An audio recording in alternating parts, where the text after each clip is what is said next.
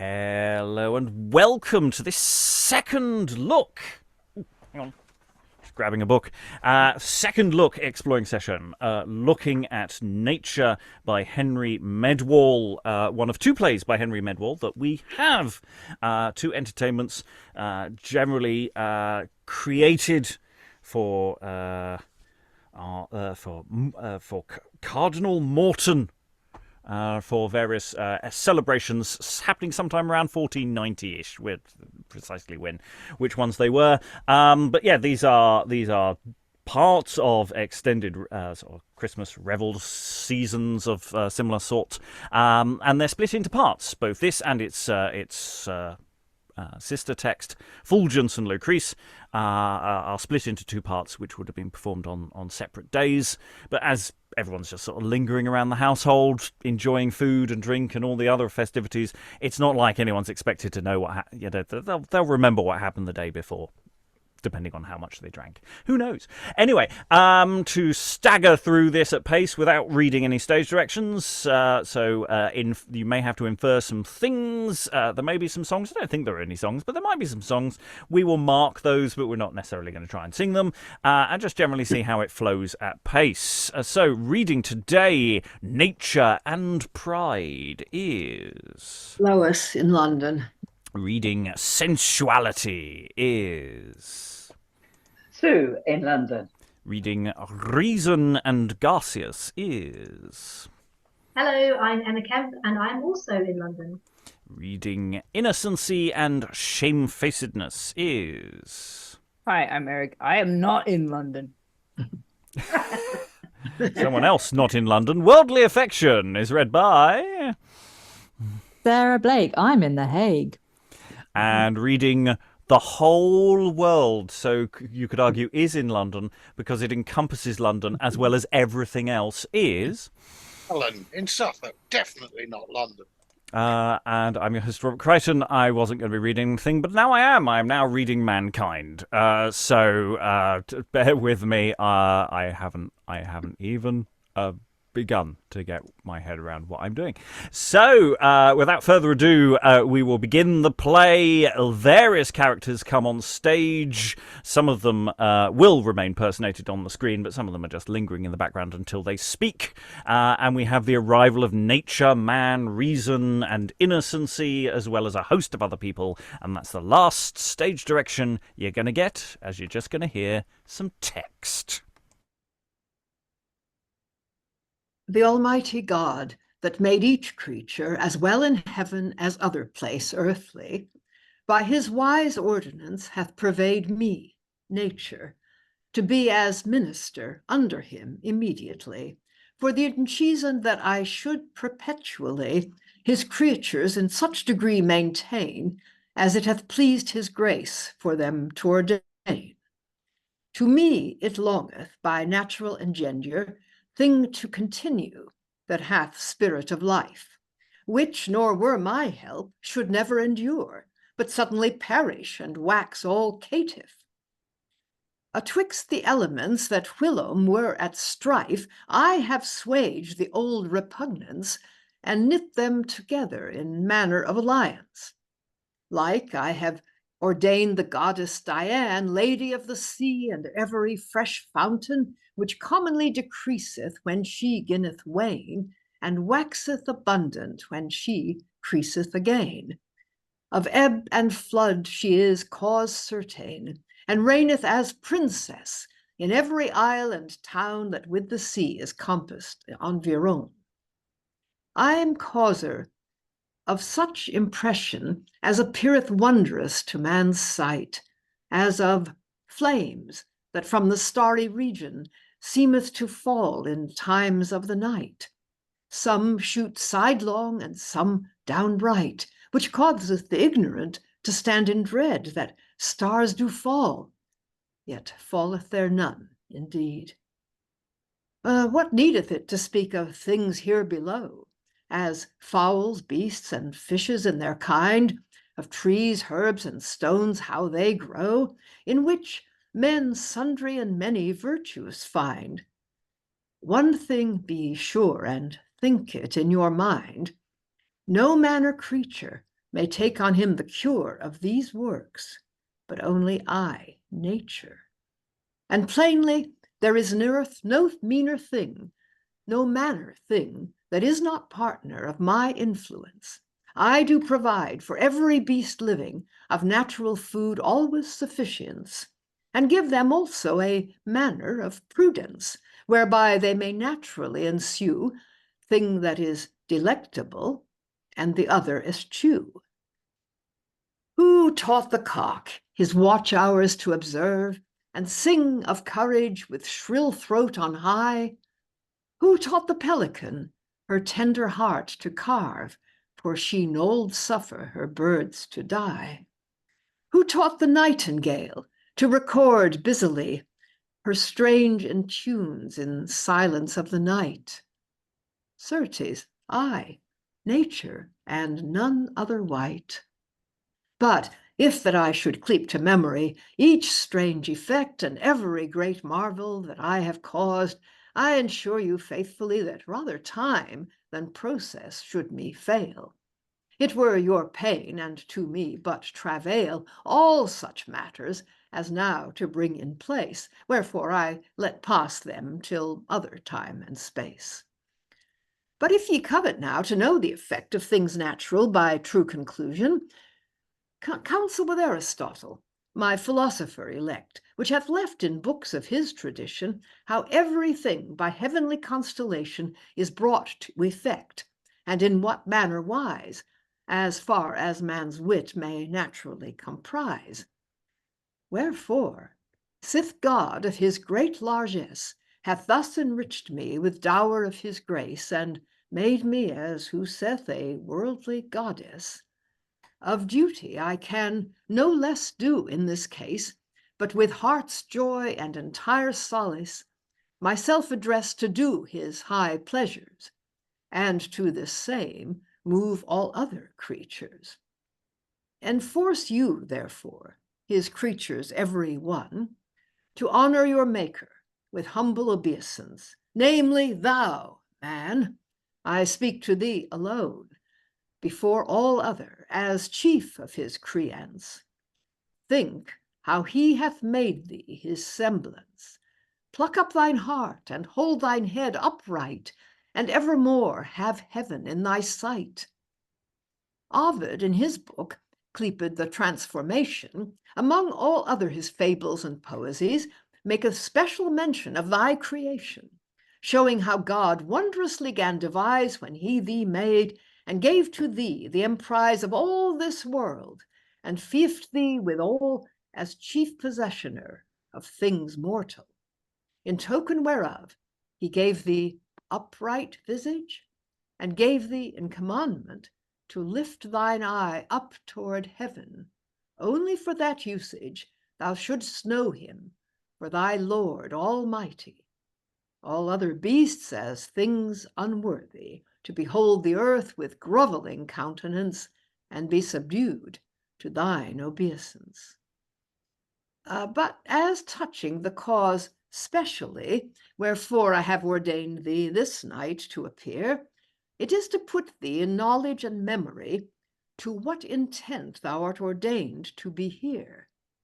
I let thee wit, thou art a passenger that hast to do a great and long voyage, and through the world must be thy passage. Address thyself now towards this journey, for as now thou shalt no longer here abide, lo, here reason to govern thee in thy way, and sensuality upon thine other side. But reason I depute to be thy chief guide, with innocency, that is thy tender nurse, evermore to wean thee from the appetite of vice.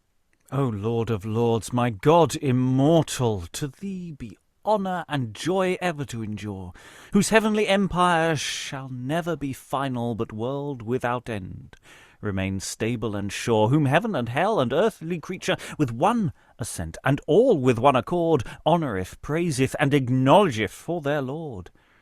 To thee, mine head, I humbly incline, thanking thy grace that first hast ordained me to be as a silly creature of thine, and after that of thy great bounty thou hast me set in sovereign degree, and given me the profits of every earthly thing, as well of fruits as of beasts living.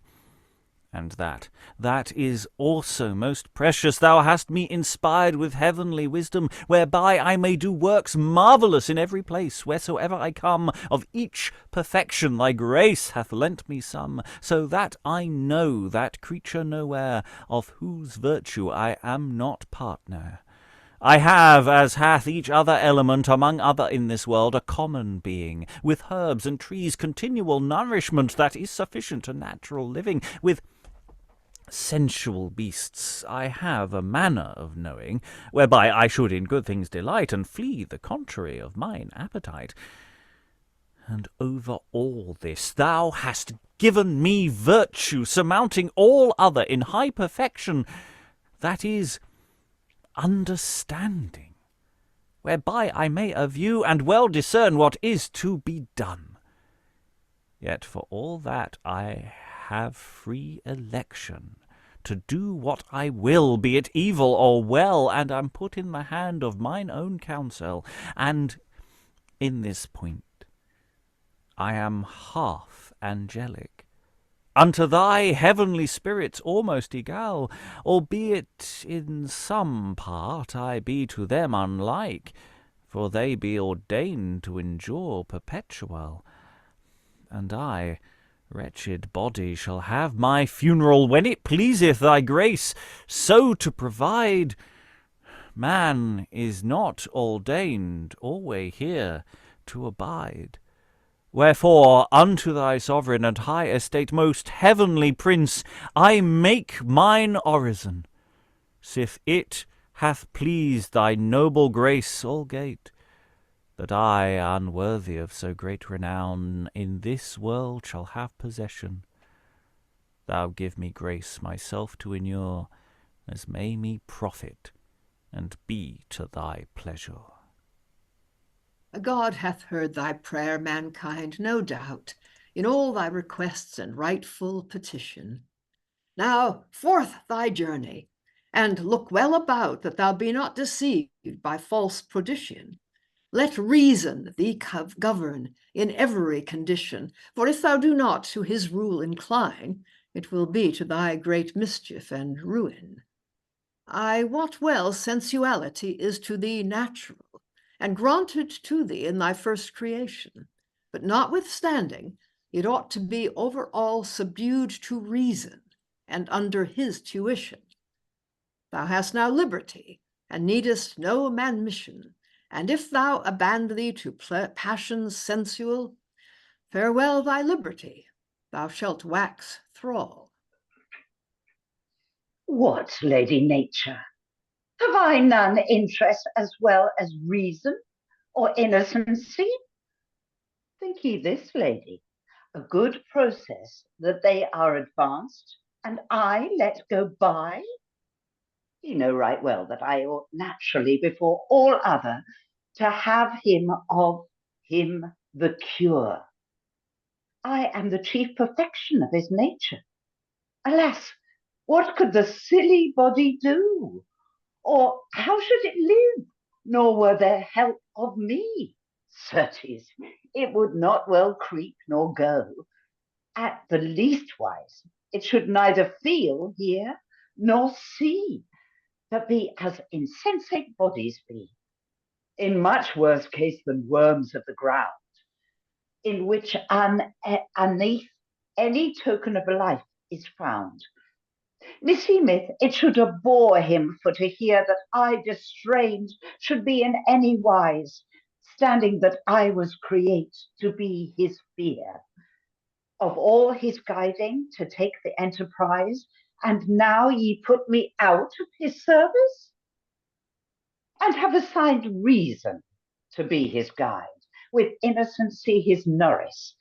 Thus am I set aside? Ye keep him lord of all beasts living, and nothing worthy as far as I can see. For if there be in him no manner of feeling, or no lively quickness, what lord is he? A lord of many clouts, or carved out of tree, and fareth as an image graved out of stone, that nothing else can do but stand alone. If ye intend him to continue long in honour or worldly felicity, he must needs follow his appetite among and conform himself to the more part. I tell you, men will have no dinty to do service or homage to a block. All the world will think it but a mock. Suffer me, therefore, to have with him a room, and to be with him as chief counsellor. And if he do so, I think to doom he shall reign in the world as chief governor. But if reason tickle him in the ear, or bear him on hand, the cow is wood. He shall never be able to do earthly good. My friend, as I said unto you before, a room shall ye have, no man saith nay. But reason must be preferred evermore, for he can best lead him to the way of virtue and grace, whereby he may longest continue to God's high pleasure. To the which end God hath ordained this his creature. Content thyself now with reason, my friend, and meddle thee no farther than thou hast to do. Thou hast brought many a man to a wretched end, and so thou wouldst spoil his creature also. But whatsoever he say, take no heed unto, without that reason will allow the same. For whoso doth the contrary deserveth much blame. God and I, nature, have set thee in better case than any creature under the firmament. Abuse not, man, abuse not thy grace of God Almighty that from above is sent. Thou shalt be the first that shall repent, if ever thou flee reason and sue folly, when once thou feelest the smart of misery. But be of comfort. Hardly God shall send both ghostly aid and worldly help also, and I shall never fail unto thy life's end to minister unto thee, as me oweth to do. Lo, yonder the world, which thou must needs to. Now shape thee thither, there is no more to say. Thy Lord and mine guide thee in thy way. Well, Lady Nature, leave ye me in this case. Shall I have of you none other comfort? Oh, by Christ, yet will I not abide my face. For as soon as we shall to the world resort, I put no doubt he will me support. He hath been my good master many a day, and he will not see me thus cast away. Like thyself, man, I advise thee hardily. Be not so passionate, nor yet so furious. Thou torment'st thyself, and wottest not why. No well-advised body will demean him thus. Be sure thy mind is all erroneous. Thou takest a self-will and wrong opinion, which shall be thine and others' confusion. Yea, reason. Sir, ye speak like a noble man, but yet are ye taken with a point oversight? What, would ye make me stand as a lardon, and not speak one word for mine own right? I see it well, that if your lordship might by means possible once bring it about, yourself should be a ruler, and I but a cast out. A ruler, certes, and so I ought to be, and a lord also, though ye say it in scorn. A lord? Whose lord? Thy lord. Nay, so mote I thee. Thou liest. It may no longer be forborne. Thou camest but tonight, and mayst hap go to morn. For though be as haughty as thou beginnest, thou should avoid much sooner than thou weenest. As for mine avoidance, how soon soever it be, it shall not skill as for this intent. But he that first fleeth or forsaketh me, he shall have greatest occasion to repent. It shall be to his great trouble and torment that he hath left reason and sued his own folly, that thereby is fallen to wretched penury. But now, as touching the honour and degree that I am ordained to, I will thou understand that Almighty God, of his grace and bounty, of thee and such, hath given me the overhand, and will that I use thee as a servant, to advise thee and reform thee then when thou ginst to err, and to clepe thee homeward if thou rail too far. And where thou sayest thou art so necessary that man without thee can have no living, as in that point we shall not much vary. I wot thou art necessary to his being, but be thou sure that is not the very thing that maketh him to appear so wondrous, and to be in his nature so noble and precious. It is a thing that doth right far exceed all other perfections and virtues natural.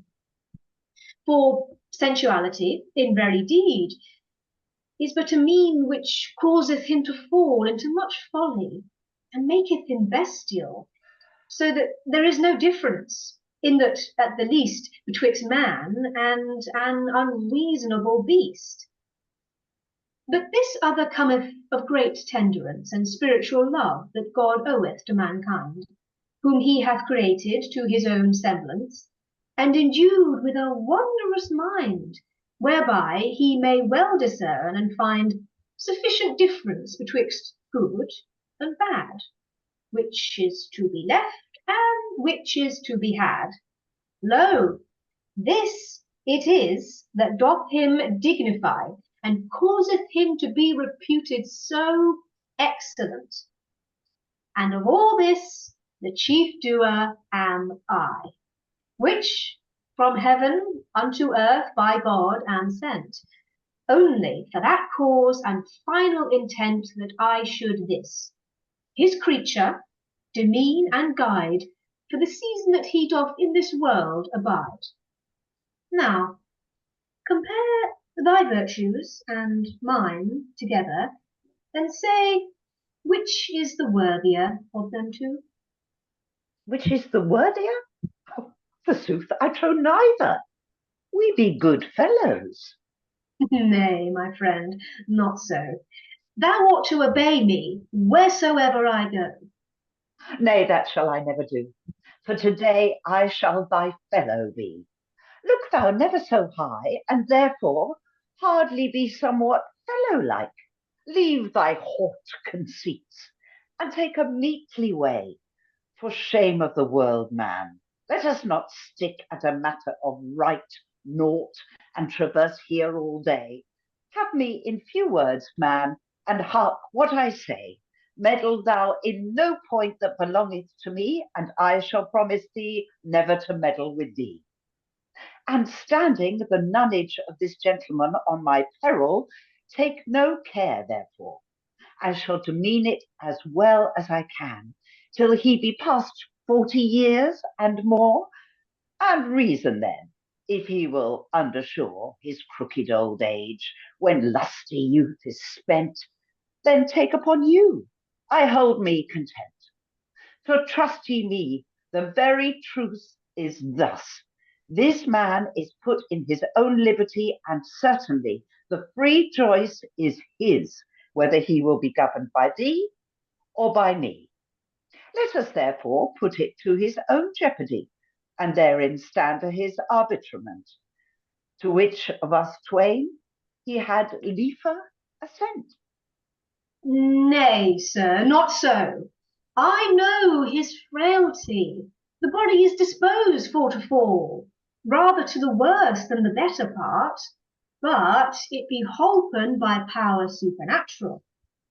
Yet reason, when thou hast said it all, if thou see him not take his own way, Call me cut when thou meetest me another day.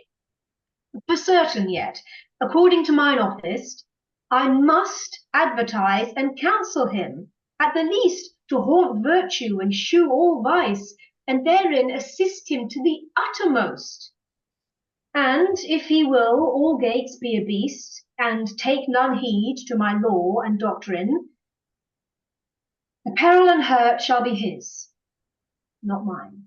Sirs, I shall answer for this man, yet he is maiden for all such folly as should disdain nature or dishonor it. Brought up with me full well and tenderly, wherefore I dare the surelier testify for innocency that he is yet virgin, both for deed and eke consent of sin.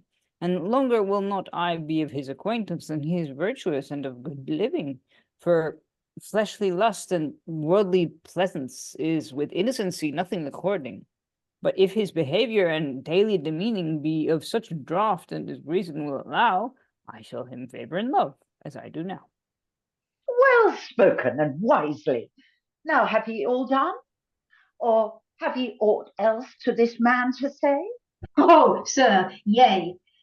Please no more of this disputation. Here be many fantasies to drive forth the day.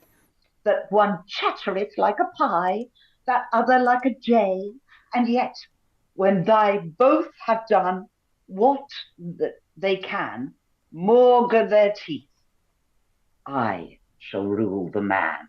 Oh, blessed Lord, what manner strife is this atwixt my reason and sensuality? That one meaneth well, and that other all amiss.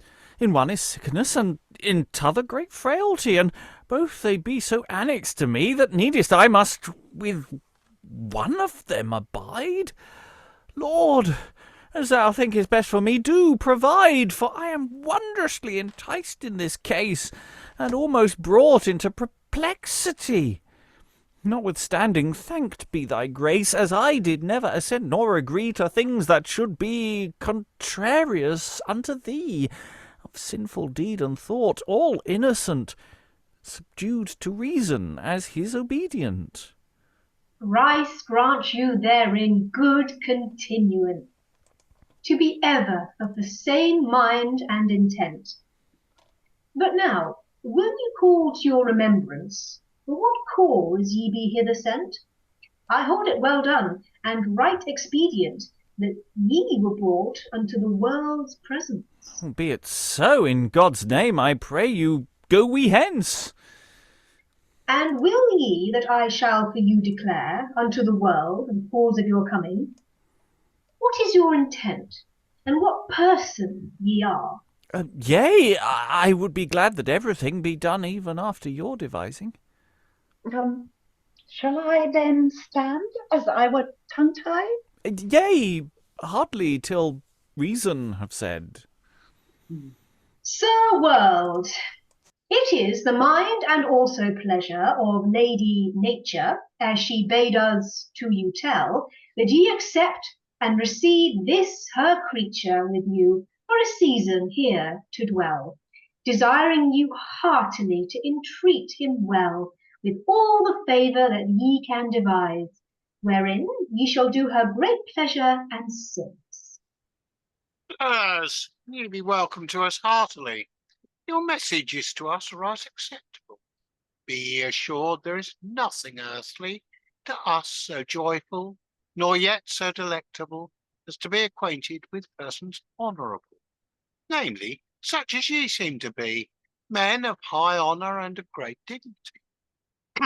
And as touching the message that ye have brought, have thereof the full mind and intent, ensuring you that our busy thought shall be to do Dame Nature's commandment.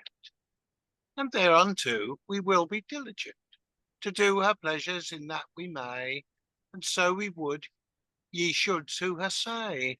And where ye show unto me that this man is ordained to reign here in this empery, I assent well, for nature began to shape the world, she thought finally to ordain man therein to occupy. He to take upon him as mighty governor, having all things subdued to his power. Wherefore I receive greatly his coming. Mankind, sir, heartily welcome ye be. Ye are the person without feigning that I have evermore desired to see. Ah, let me kiss you, O Benedicte. Ye be all naked. Bless man. Why thus? I make you sure it is right perilous. I thank you, but I need none other vesture. Nature hath clothed me as yet sufficiently. Guiltless of sin, and as a maiden pure, I wear on me the garment of innocency. Yes, hardly wear that garment continually. It shall thy body sufficiently safeguard from stormy weather, my life, said Jeopard. Methinks, fair woman, ye are not very wise. Hear ye not if this body take cold? Ye must consider this is not paradise, nor yet so temperate by 1,000-fold. Who liveth here, be he young or old, he must suffer both fervent cold and heat, and be out of temperance of time in his diet. Also, he must needs do as the world doth, that intendeth any while here to reign, and follow the guise that nowadays goeth, as far as his state may maintain. And who doth the contrary? I will be plain, he is abject and despised utterly, and standeth ever banished from all good company. Sith God, therefore, hath ordained this body to dwell here in this earthly region of convenience, he must himself apply to worldly things, and be of such condition as all men be, and leave each fond opinion that is not approvable of wiser men than he. To take such way is but vanity. Take this garment, man, do as I you bid, be not ashamed hardily to do it on. So lo, now this girdle have girded it in the mid, and this your head go set it upon. Charge me, you be a godly one, as ever I saw since I was born, worth 1,000 that were ye beforn. Give me your hand, you're not in fear. Sit down, as ye are born to occupy this place.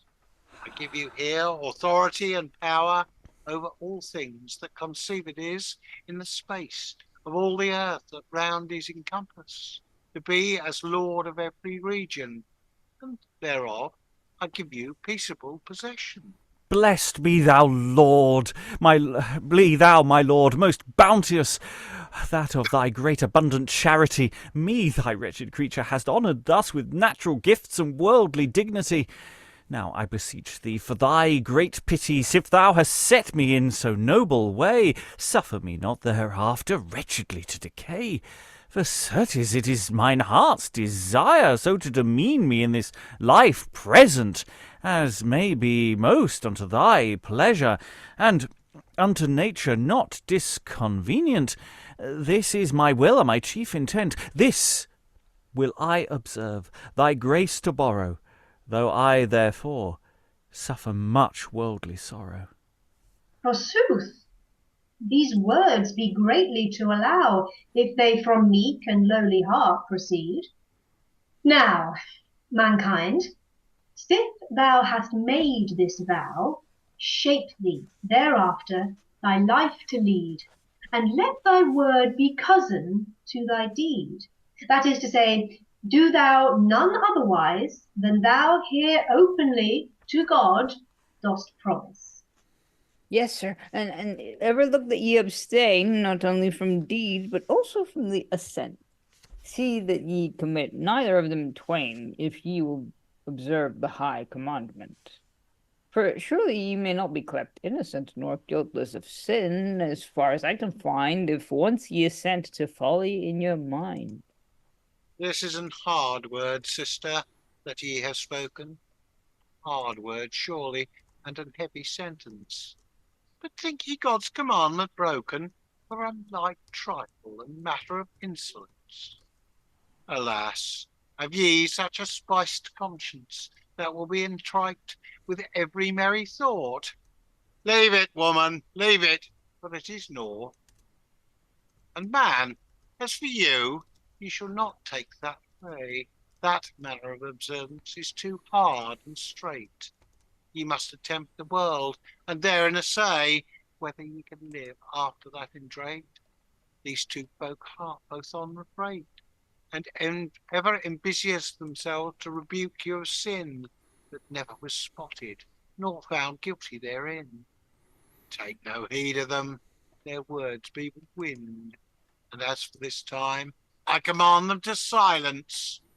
Yes, and let us see how ye prately ye can find by sage policy and worldly prudence to maintain the state in honour and reverence, that ye shall be in while ye and world well speak of this matter and ponder it well. First, meseemeth necessary to provide what manner folks your servants shall be, for surely ye are nothing accompanied according to a man of your degree.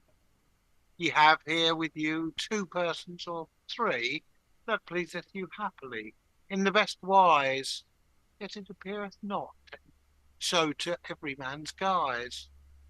What man is this?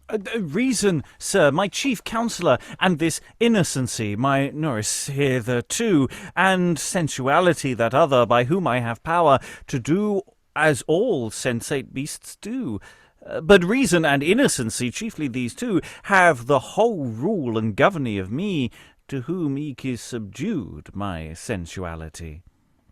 For certain, sir, Reason hath done me wrong. More than ever he shall be able to recompense. God knoweth, sir, I thought the season very long till we were brought unto your presence. But now I pray you to annul the sentence that nature gave unto me by Reason's advice, to me great hurt and utter prejudice. And, sir, I ask you none amends earthly, but that Reason may have a checkmate, a little knack, a little pretty congy, his haught courage something to abate. For hitherto he hath kept great estate, and had of me the overhand, and stronger, but be not displeased. I will suffer it no longer. Thou hast had great wrong, and that is pity. For, if thou be the person that I take thee for, thou shouldst be as honourable as he. Lord, ye say well, but would God ye would see some manner help or remedy for this evil, and let me not away live thus like a dribble. Sir, you know well that if it so were, a man should suddenly come to a strange place, wherein he is but alien and stranger, he must needs be compelled, in that case, to put himself in the favour and grace of some singular person that can show him the way, all the behaviour and guise in that country. So it is now that ye be hither sent. This country, as yet to you unknown, in mine opinion, it is expedient to take some other counsel than your own, of well-inured men, such as grown in worldly experience, and have therefore the drift, and there can best be you in time of need. Oh, certes, you move right well and prudently, and I am well content that it so be. But as yet have I not the policy to know which men have most ability? Yeah, you commit the matter unto me? Oh, yea, sir, right well. I am fully content that all thing be done by your assignment. Then thus I will, that above all thing, from henceforward, ye be like and conformable unto other persons in all your demeaning, namely, to such as be compatible, be they never so vicious or abominable. For every man clappeth him wise, that doth after the common guise, and as for the men that he should do due service, I know divers people that be right on, that can you serve always point device. In all the world be there none so able, so wise, so politic, nor yet so profitable. No, here is one of them that I speak for, and he himself can tell you where ye shall have more. Worldly affection is this man's name. He is well-brained and wondrous of invention, a forecasting man and pain of shame. Ye shall not find in any Christian region a wiser fellow in things to be done, especially of matters that be concerning worldly pleasure. But that is for you according. Suffer him, therefore, never to depart, but if it be for matters of great substance and for sensuality, I pray you with all my heart to accept him with your favour and tenderness. He hath been long of mine acquaintance. On my faith, my heart cannot begrudge to think that ye should use him as a drudge. Do as he adviseth you, heartily now and then, and despise not utterly his counsel. Think that ye be here a worldly man, and must do as men that in the world dwell. Ye are not bound to live like an angel, nor to be as God, always immutable. Man's nature of himself is full miserable. I have told you now my counsel and advice, and ye have promised to be ruled thereby. Let each man execute his office, and see how wisely ye can them occupy, to increase the world, and it thereto ye must apply. Now, dress you thereto, demean you thus. I shall be to you ever good and prosperous.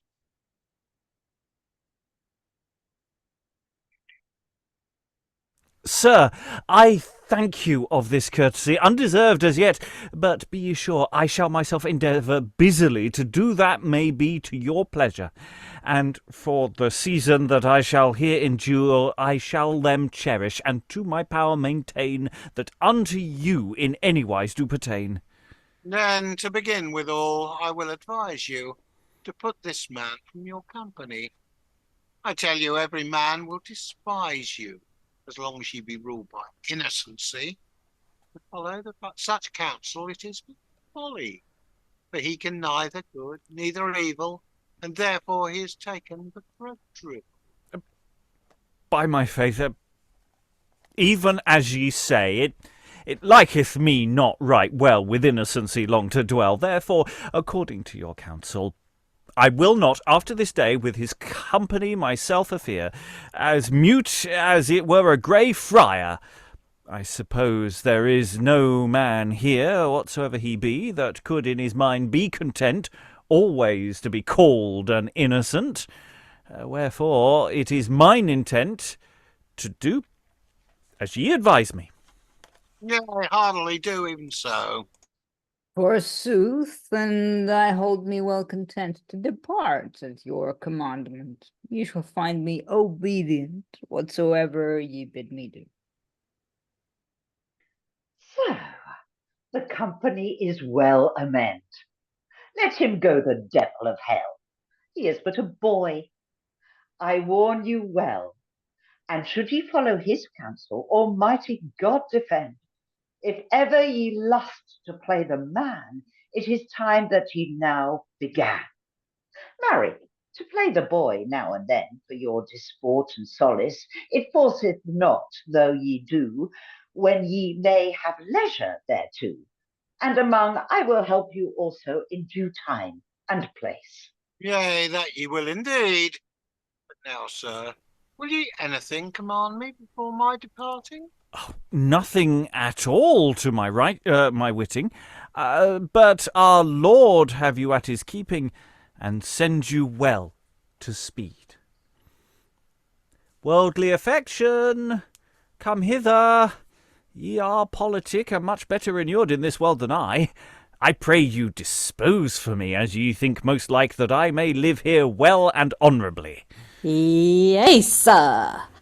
I shall. Doubt ye not hardly, if it like you to put me in so great trust, and I trow ye shall find me true and just. Ay, what well I shall. Surely you be bound to the world that have given you so great commendation. Yea, sir.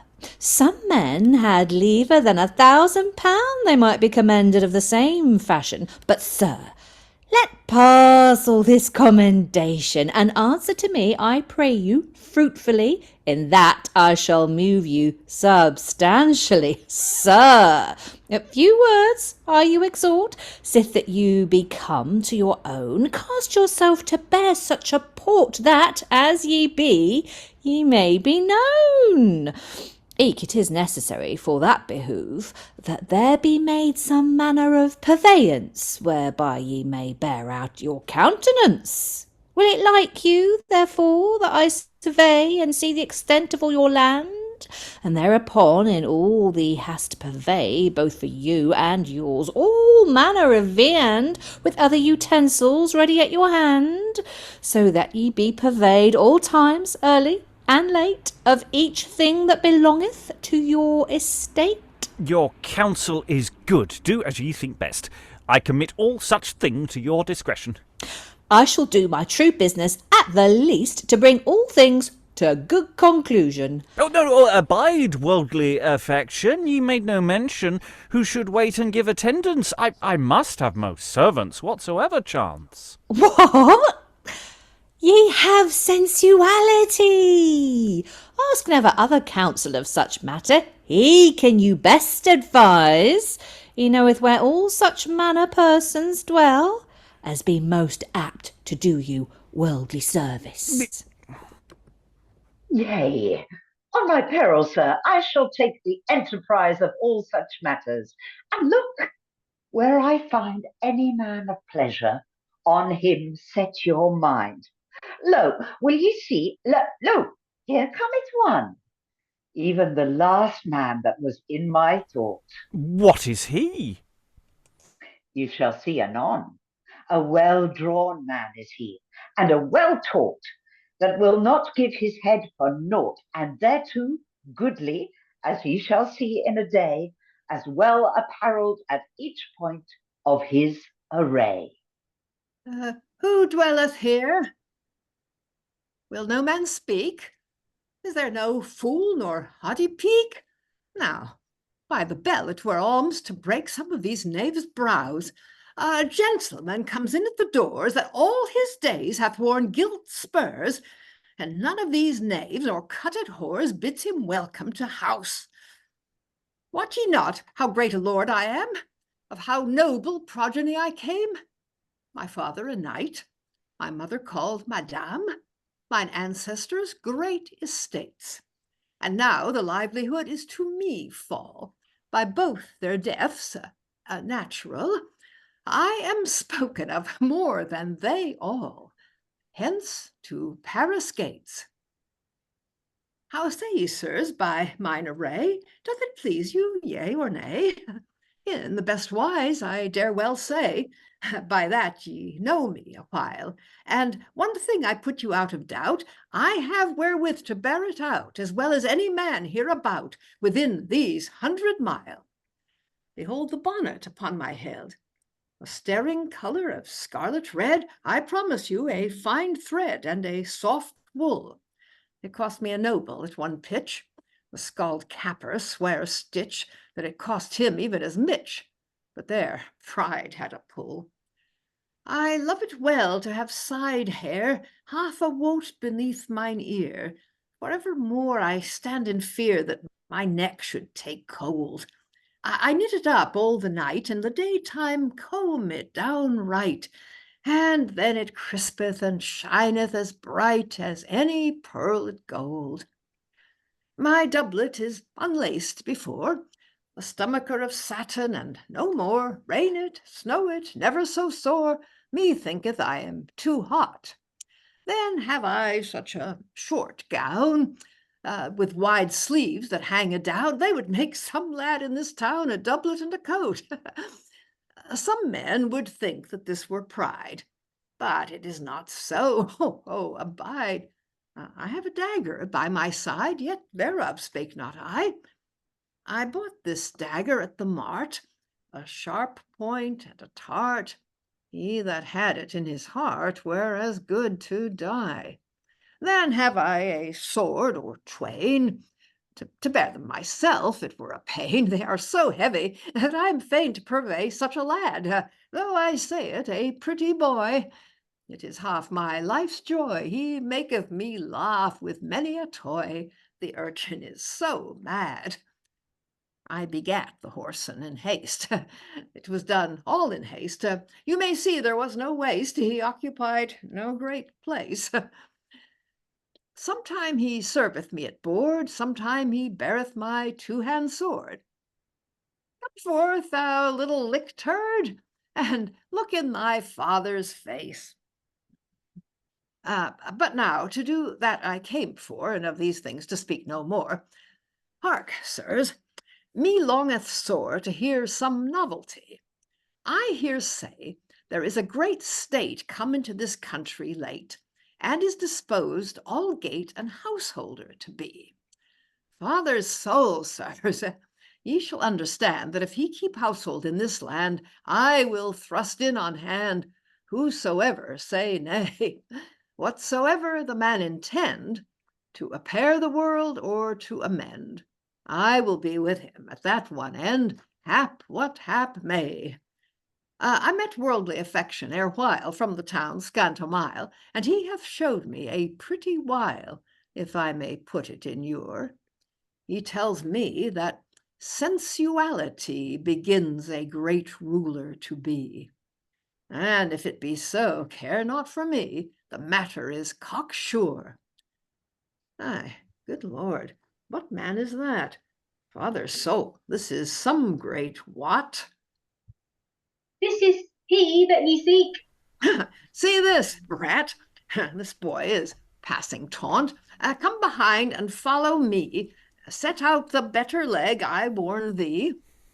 Yes, in the best wise, trust ye me. Allez, signor, allez-vous avant.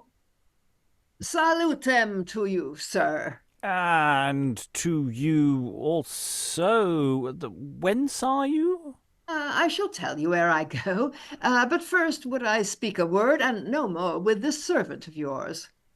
With me, sir? Would ye speak with me? Yea, for God, are ye not Sensuality? Yes, surely. Yea, such a gentleman ye seem to be. You poor servant, at all hours. Sir, I understand that this gentleman is born to great fortunes, and intendeth to inhabit herein the country. And I am a gentleman that alway hath been brought up with great estates, and feed with them, and if I might be in like favour with this gentleman, I would be glad thereof, and do you pleasure. Where is your dwelling? I dwell hereby. What is your name? Pride. Pride? Yea, sickerly, but I am clept worship commonly in places where I dwell. Worship?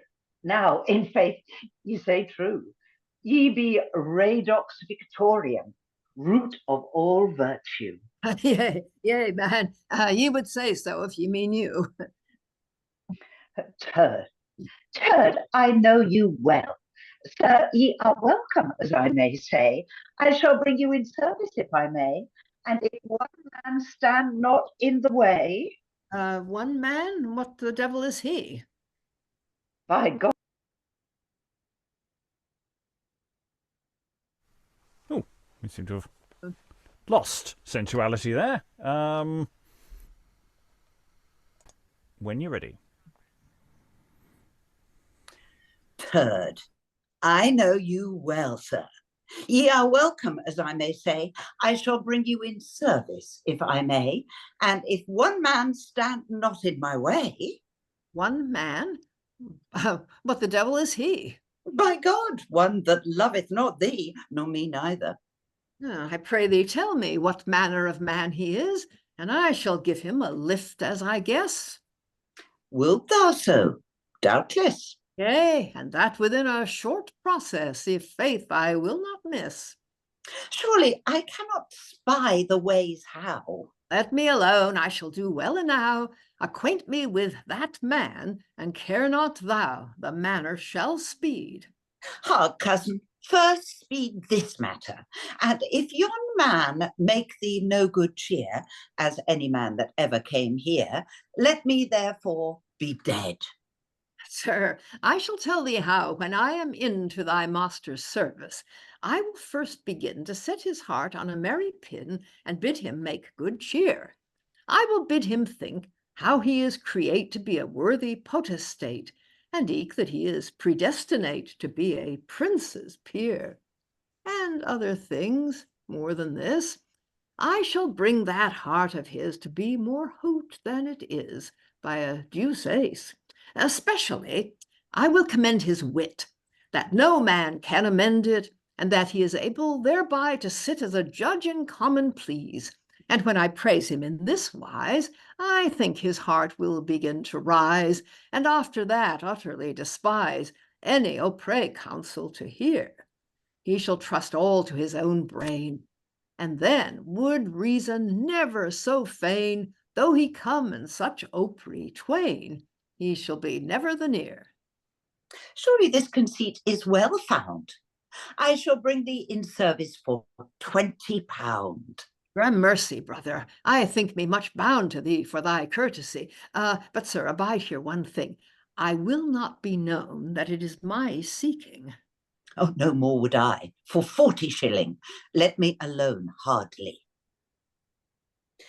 Sir, if it please you, here it come a stranger that never was acquainted with you ere, somewhat shamefaced and half in fear to put himself in impress, a goodly person, be ye sure, both of countenance and of feature, if he were drawn in portraiture, and a good man, doubtless, yea, and a wise man at all. Will it please you that I him call to speak with you? Oh, bid him come. I shall, sir. Will ye come near, sir? Bid him welcome for the manner's sake. Another day, I am sure he will crake and say, such a gentleman did him make very good cheer. Desire him for to dwell with you. I tell you, he is a man for you prow, and knoweth the world well. I know no man better than he. Sir, you be welcome in this place. Oh, I thank you, sir, but I do you trespass to come thus homely. Yea, a parlous case. God wot ye are welcome hither. On my faith, by my will, ye shall dwell with us still. Go near to him, and talk your fill. I leave you together. Now, sir, what have ye to say to me? Oh, no great thing, sir, but I come to see and to know what manner man ye be that all men praiseth so much. Praise? Whom praise they? Marry, you. Me? Yea, sir. I make mine avow, they give you such a praising good, I know I heard never none such. And surely ye be right worthy. I see now well, they do not lie, and therefore I did me hither high to acquaint me with you. But ye may say that I am bold. Nay, ye are worth thy weight of gold. Methinketh me to you much. Behold, I pray you, what is your name? My name is Worship. Worship? Oh, now surely the world told me it was my destiny to come to worship or I die. Truly, I am the same. Now, Worship, I pray you me tell your wisdom and also counsel. Ye can advertise me passing well in things that I have to do. In good faith, anything that I may do to your pleasure, it is ready. I am your own, and pray you heartily that ye accept me so. But where ye ask counsel of me, meseemeth ye save not your honesty. Mine honesty, wherefore let's see, I pray you show me why. Marry, sir, for it is right fitting that a man of your behaving should have always sufficient cunning of worldly wit and policy to guide himself everywhere, and not to be led by the ear and beg wit here and there of every Jacopy. Ye are well complexioned, be sure, and nature hath done on you her cure, as much as upon any creature that ever I saw with mine eye. And by likelihood, sir, I wis ye have wit according to all this, or else nature hath wrought amiss, and that is not likely. Now, certain, thanked be heaven's king, I have a right quick understanding. If ye show me anything, I can soon perceive it, but I was forbid by reason on mine own fantasy to run, or take any presumption of mine own wit. Said reason so. Marry, fie on him, knave. It were better the hangman were in his grave than ever the lewd fool should have the governance of you. Certain nature advised me to follow reason what time that she put me first in authority that I stand in now. Alas, alas, man, ye be mad. I see well ye be but a very lad. Out at my faith, I was very glad of your first acquaintance, and now I forethink utterly that ever I knew you. Fie, fie, fie! I heard never certainly of such another chance. Will ye draw to that fellowship? I would ye had 3 stripes with a whip, even upon the bare hip, if I should you not grieve. He that would lordship enjoy, and play ever still the old boy, me seemeth he doth but make a toy, and ye will me believe. Worship, for God's sake, grieve ye not. I wis ye are but an idiot. I pray, sir, make me not a sot. I am no trifler. I have been in honour heretofore. Ye allow the counsel of a carl born. Before mine, I have it in scorn. It is a thing I cannot bear. Who mean ye? Reason? Yea, that same daw. What? Is he a wise man? He is a straw, because he keeps you under awe. Ye be therein blind. And so doth he, without feigning, for hitherto I might do nothing after his will and bidding, and that grogged my mind.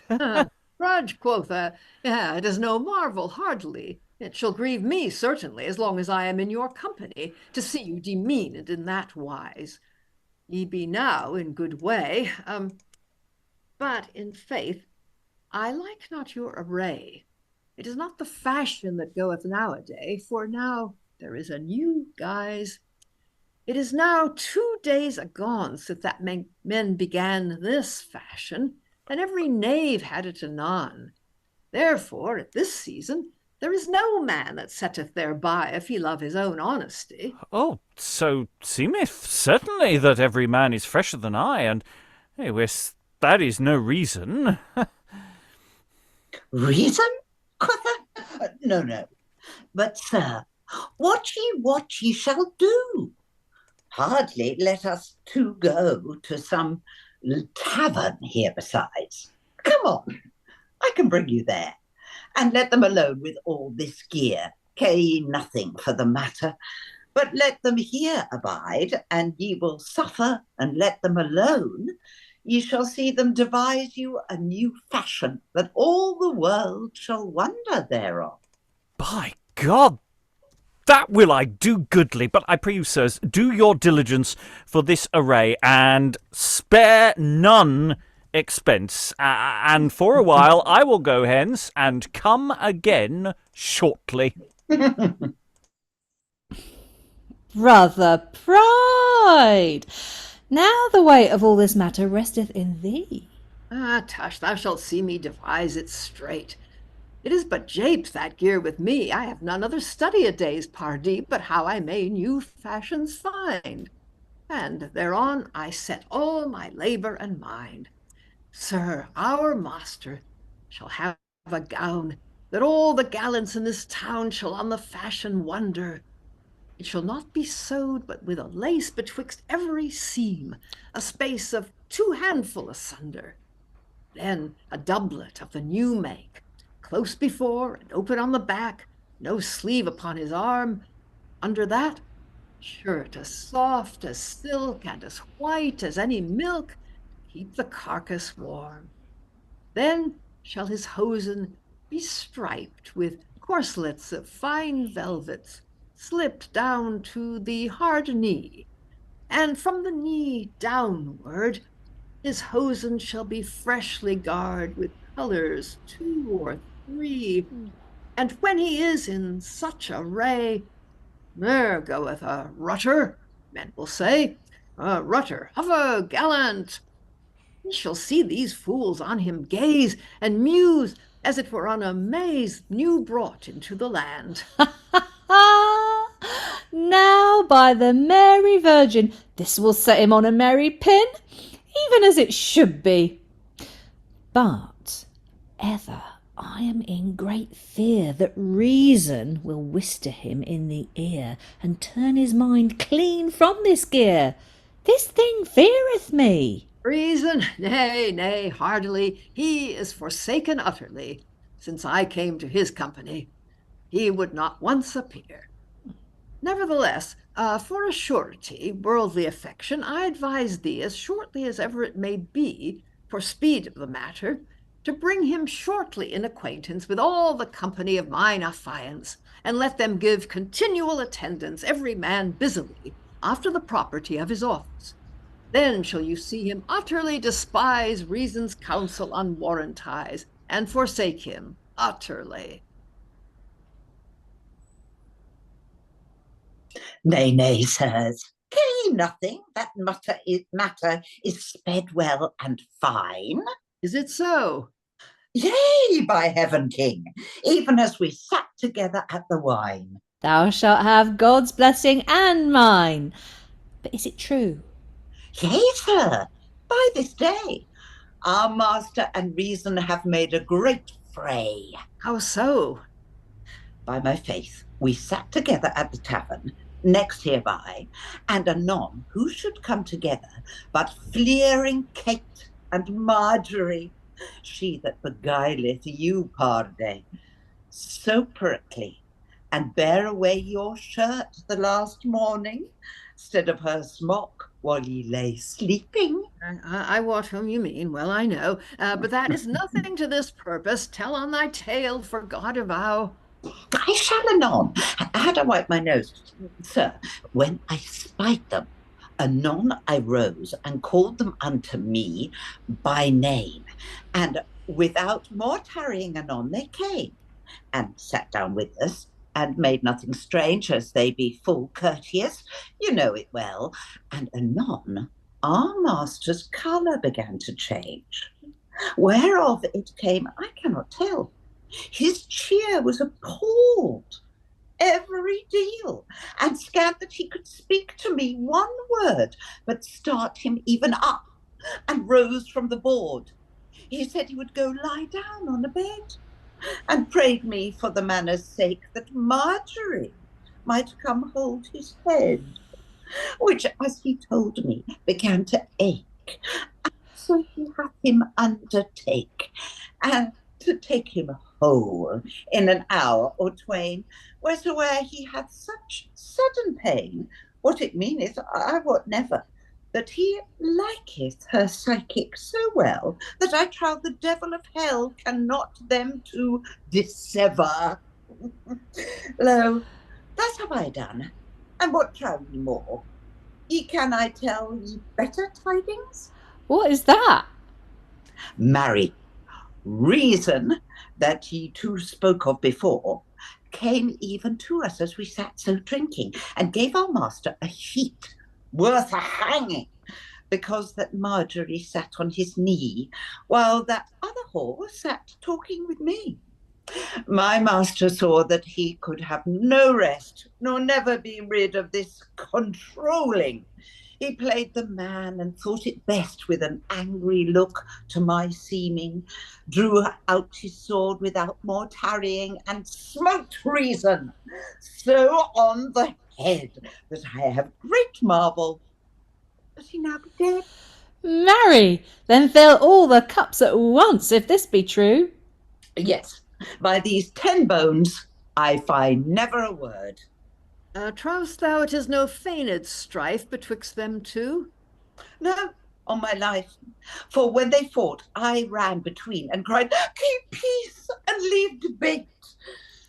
But yet would have laughed had you seen how I departed them. And for all that, sometime I clapped reason on the pate and cried, keep the peace. as fast as I could, till I was hoarse. I cried so loud. But can our master play the man now and fare with this gear? Oh, yes, make God a vow, and beware ye of all thing.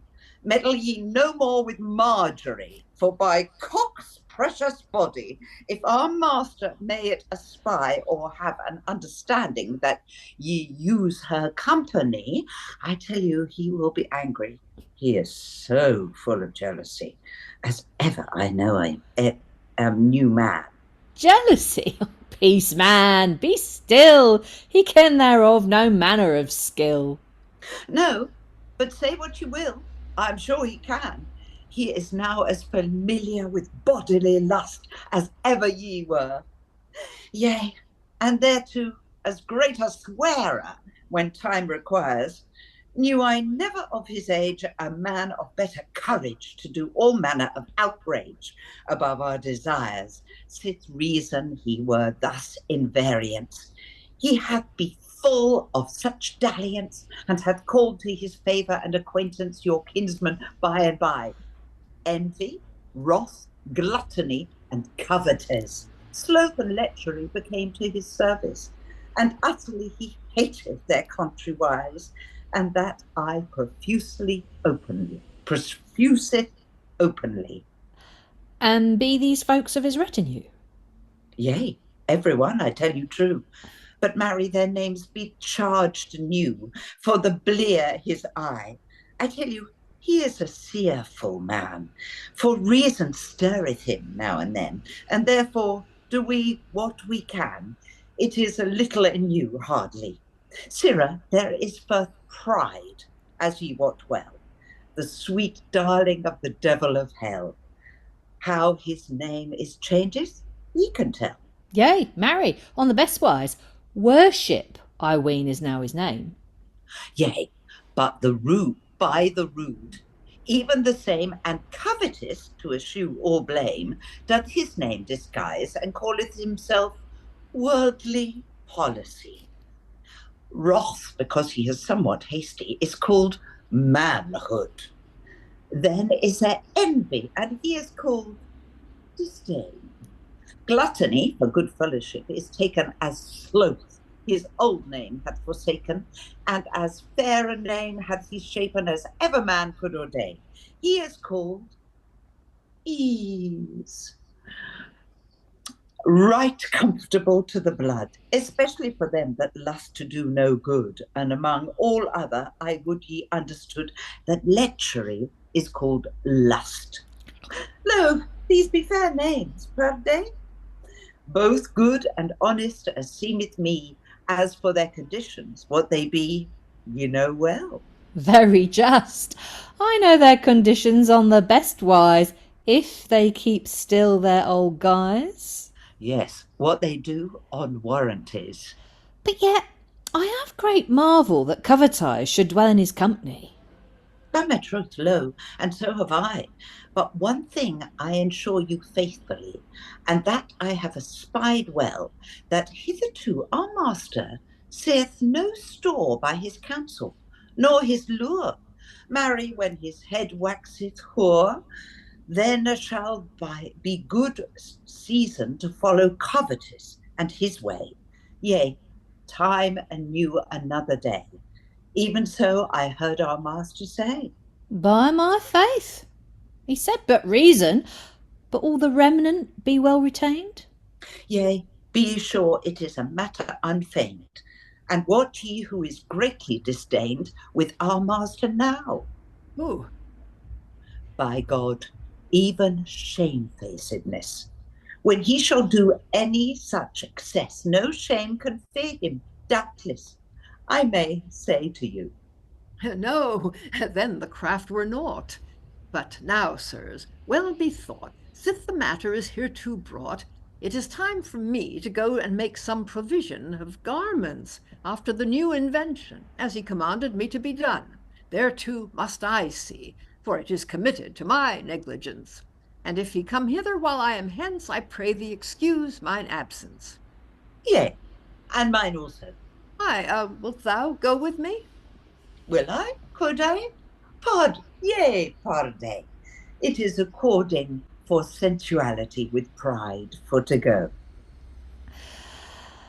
Now the matter is almost in good case after the world's mind and pleasure. There is no more, but now I must compass with all my wit and busy endeavour how it may be stablished and continued sure. For a little fantasy of man's own will may quail this matter and utterly it spill, and if he vary again of scruple imagination, or else by the suggestion of the aforesaid reason, one thing I am certain, he will no longer me support, and that were a shrewd crank dort. Therefore it is best that I resort to my master's presence, and see of what demeanour he is. I am greatly to blame, I wis, for that I saw him not all this, sith he departed hence.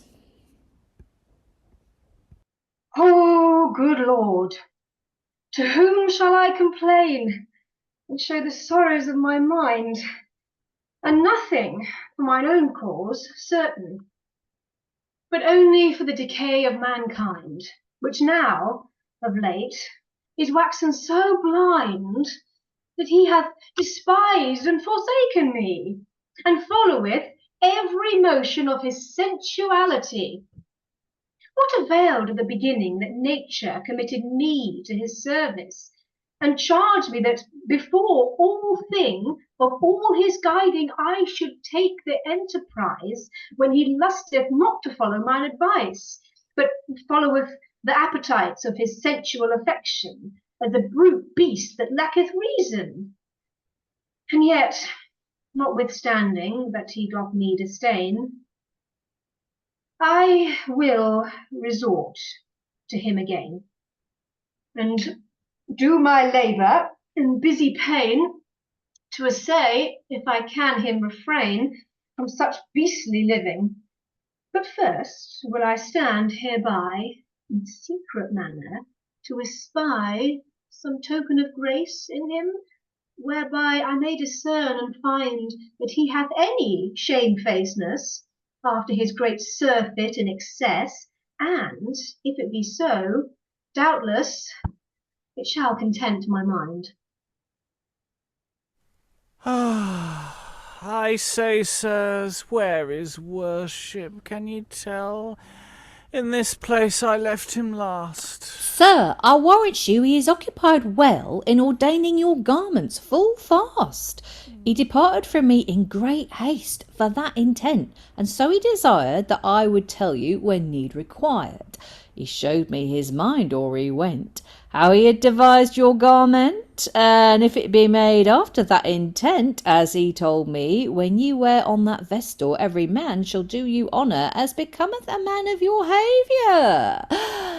And so it should be. Yea, but what will reason say when he seeth me in that array? Reason?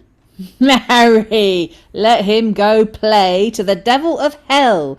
Ye promised me at the beginning that ye would no more be under his guiding.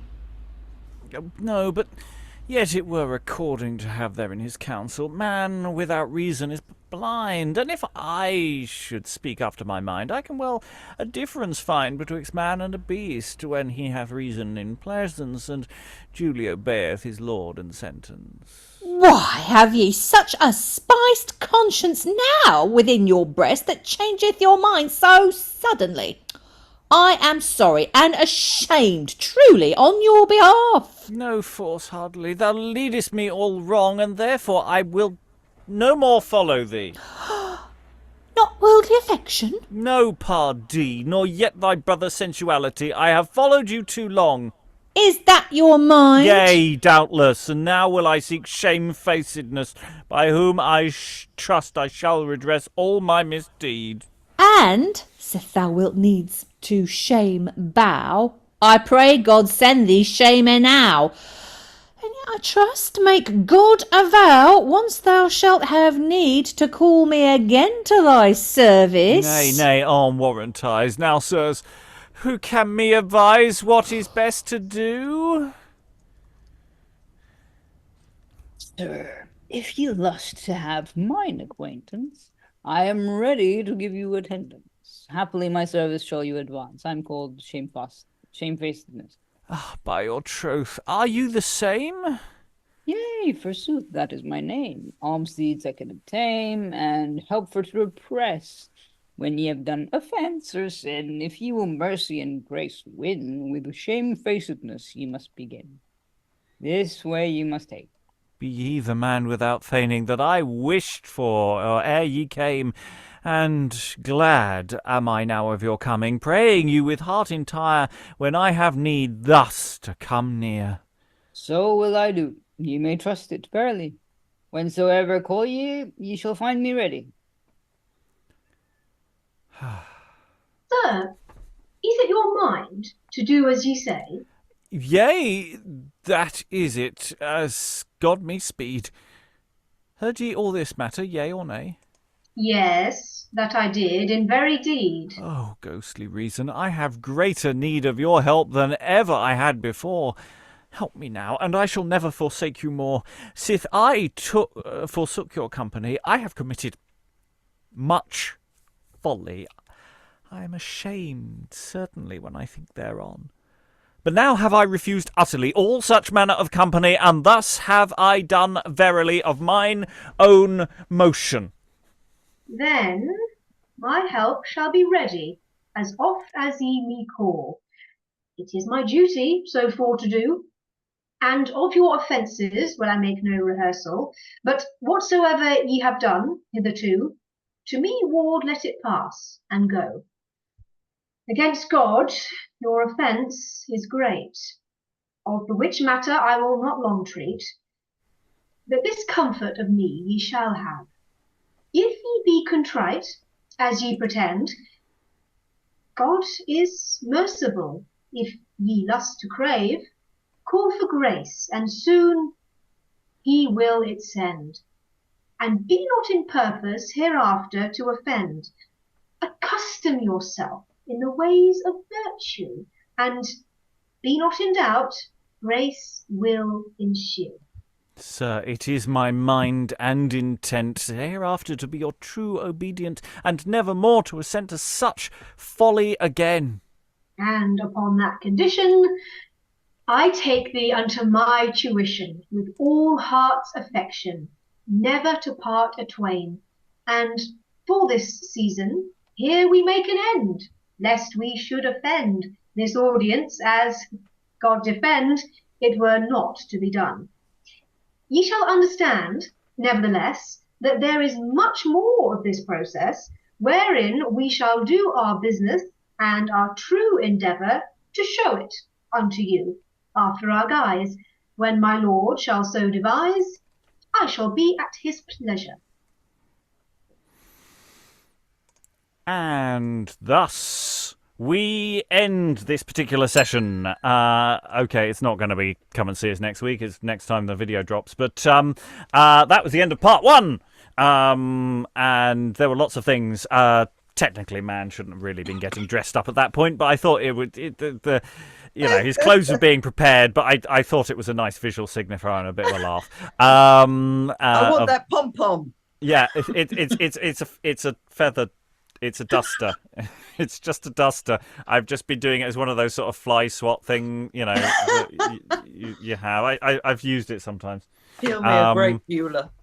Anyway, so yeah, we're getting there's a certain amount of having your cake and eating it to this tale, because of course we have all this stuff that happens, and then he's sort of vaguely contrite, but we're setting up 7 deadly sins for the next thrilling installment of man's failure to properly redeem himself, and it's sort of I have to say, as speaking as man, I found his sudden redemption really unconvincing. It was like, I've suddenly gone against. When did that happen? I was saying it and I didn't even notice.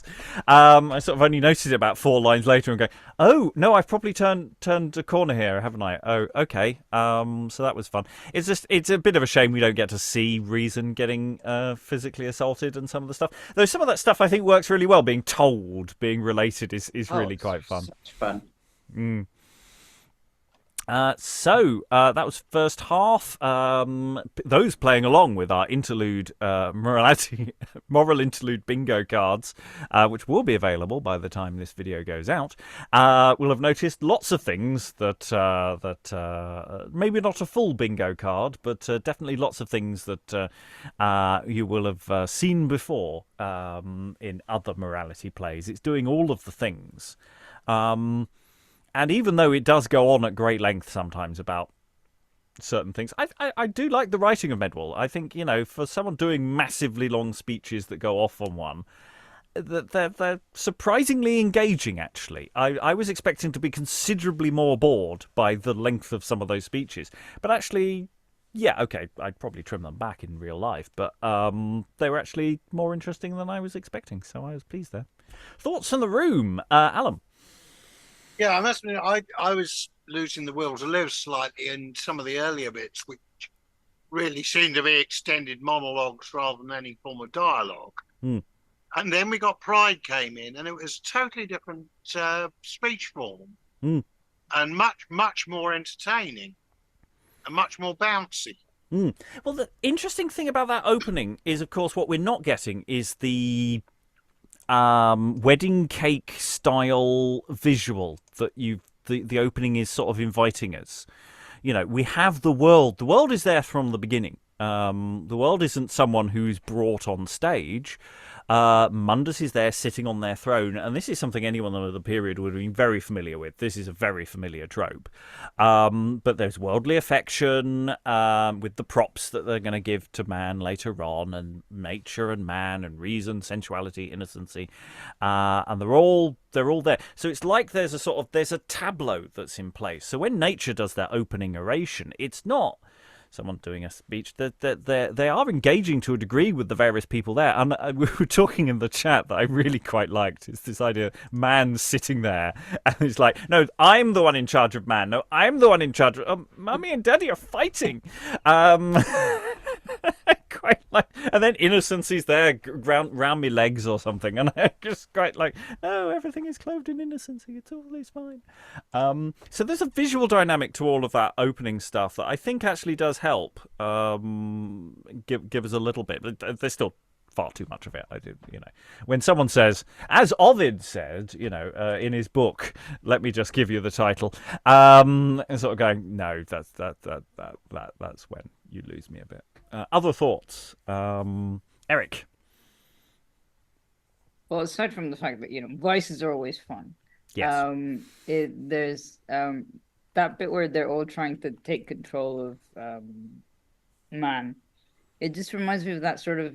It's like, I think it's like an acting exercise or improv body exercise thing where you sort of, one actor takes control of the other and pretends to like move their parts around, and like you have to sort of stay in a different awkward position.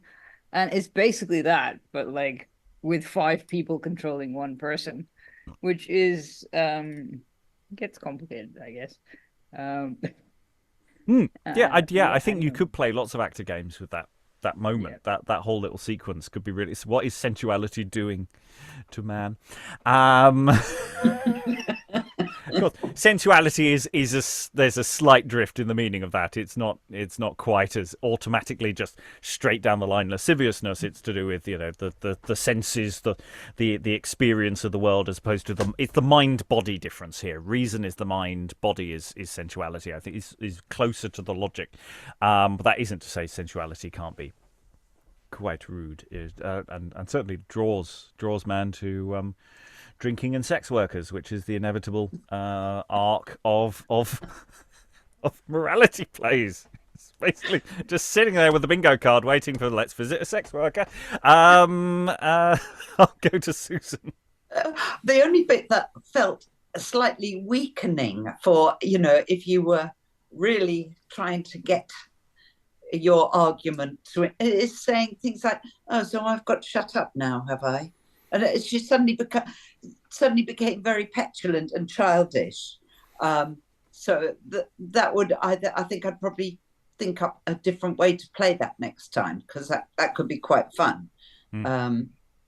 whether you go and hide behind some of the other ones and in the tableau or something. It's great to have that image, Robert. Thank you. Yes, that's really interesting, because the longer she could just be lying around and sort of that makes a more interesting physical life to the play, of course. Yeah, and it's the thing is, people frequently don't exit. They're sort of there. It's like Garcius, who we didn't quite appreciate entered as early as they did, is there for pride to do a lot of their speech to. It's here is my boy holding my staff, and look at him. What and but then when does Garcius leave? I wasn't actually sure that there's a properly acknowledged moment. So it's like, there's a whole question about what some of these bodies are doing on stage while, what is man doing when man is off to one side and you're having a conflab? What are we doing visually there? Because Lois. Oh, muted at present. Yeah, Garcius is presumably a very small actor, and presumably one of these child brats. I mean, he could be running around wreaking havoc everywhere during some of this. We found Thomas More. We know which one he... Sorry. Sorry, we were discussing off camera, because in theory Thomas More is potentially around for this entertainment. He was certainly around for entertainments of this time, which we have discussed previously. But yeah, it's clearly designed as the part for the least that can play, to quote John Hayward. It's just either least as in stature as well as in how much they can actually, learn and do effectively. Yes, once it sort of gets into it, it does bounce along quite nicely. But yeah, not saying we wouldn't still cut. Anyway, Eric. I was just gonna say that some bits felt really modern. Like, you can kind of see that shtick of. I mean, obviously it happens with a lot of interludes, but because there isn't so much moralizing about the sort of, oh yes, it is wrong, it is a mistake against God and all that stuff. So there's a lot of sort of, especially Sensuality's interaction with man feels very I don't know, I put in the chat the Artful Dodger and Fagin trying to seduce Oliver or something. So it's that element of fun, I guess, rather than, I don't know. Yeah, and this is for a very important cleric's household as well, and it's always this interesting question of tone about what you have with these morality plays, because of course they are full of scenes of vice, as it were. Obviously there's a moral instruction, don't do the vice, but they sort of expect you to do the vice, because of course that's what humans do. So it's quite interesting that the way that dances, and of course we're setting up all these vices for the second half as all the deadly sins. Lois. Yeah, and I meant to point out that lust has the meaning here of pleasure, because it looks pretty funny that lechery takes the name lust to be less suspicious. Yeah. But if it just means something like pleasure, good. Kind of like honest recreation, I think, in one of the wit plays. Yes, it's a shift in meaning that we've got. Yeah, but I mean, this is written for a very intellectual audience. I mean, the audience must have been pretty much the creme de la creme of the period. So it's obviously the most sort of sophisticated intellectual kind of morality you could have. Yes, and yet we still have some relatively low comedy within there. But it's not demonstrated low comedy in the same way as you will get in, say, Fulgence and Lucrece, which was potentially performed around certainly by the same household, where physical violence and comedy seducing is going on alongside the terribly intellectual discussion that is going on. There's a bit more balance to that, whereas all of the naughtiness is mostly kept off stage, actually, and is just described. Alan. Yeah, what struck me, given the fact this was written for the Archbishop's household, is how much more it was classical Greek Roman than formerly Christian. Yes, the word Christian references in there, but far more reference to classical authors? I mean, there's a certain amount of new learning in there, and certainly that will appear in that appears in Fulgence and Lucrece as well. But we're not calling by the Virgin Mary. I don't think it's moving completely secularly. But yes, Medwall definitely does have form, I say, in his other play that we have. Lois. I mean, nature, this is a concept, of course, in the sort of Christian theology of the period, but I think a lot of this derives from Aristotle, who is, of course, cited by nature. There's much more sense of the world being ruled by nature, sort of under God, but instead of God appearing, we have nature here, which makes a huge difference. Okay. Any other thoughts, Eric? Well, also that's quite a big like if you look at I don't know, what was it, the Mundus et Infants, where Mundus sort of presents himself as like being the lord of all the world and all that stuff, and then introduces the 7 kings who coincidentally happen to be like the 7 sins, basically.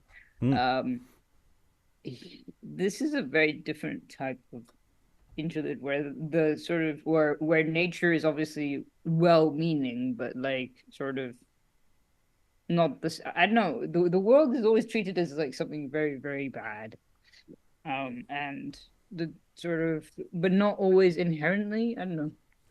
Well, the world is where the sin lives, and we've got a distinction between nature and the world. The world is the more knowing, and in that sense, it's the introductions of the world is very similar to Mundus et Infants, which we've done numerous times now. In Mundus et Infants, the world introduces humanity to clothes, and gives up his throne for man to sit on, which is exactly what we get here. And Mundus et Infants dates a little after this, but they're broadly concurrent. There's probably 10, 20 years gap between them, depending on when you date it. 30 years is the maximum gap between the two. So yeah, it's definitely doing the same sort of job, but it is throwing nature into the mix as well. There is no nature in Mundus in that sense. So it's nature's the the sort of more, I don't know, Mother Nature element of the world, and it's sort of a slightly more positive force to balance out the generally negative force of the world. The world isn't wholly negative because, of course, it was also made by God. So, but it's where we live and where we sin. Any other thoughts before I close the session? We have one more part to do. We're going to get the 7 deadly sins. They have been promised. No spoilers to say they're turning up. There will be some more sinning, I'm sure. So